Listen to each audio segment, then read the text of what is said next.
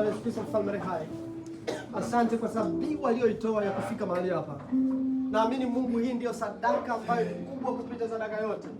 Maana imeandikwa, itoeni miili yenu kuwa sadaka takatifu. Na wametoa sadaka zao na kusikiliza neno lako.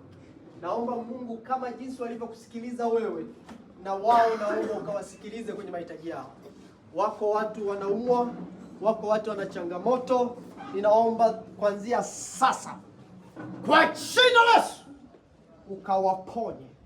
Ponya fikra zao, ponya moyo wao, ponya akili zao, ponya ufahamu, kwa jina la Yesu.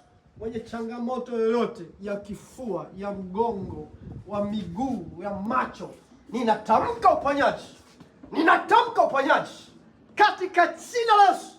Kwa watu ambao Bwana, ambao wamekosa usingizi, naomba Bwana ukawape usingizi mzuri.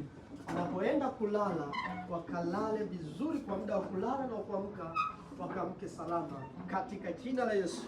Ninakataa katikati yetu asiwepo mtu yoyote atakayepewa suspension, atakayepewa tuhuma zozote mbaya. Zaidi ya yote, Mungu tunarudishia sifa na utukufu katika jina la Yesu. Wanapotawanyika hapa Bwana, neema ya Mungu ikawe juu yao katika jina la Baba na Mwana na Roho Mtakatifu, na wote tuseme amen.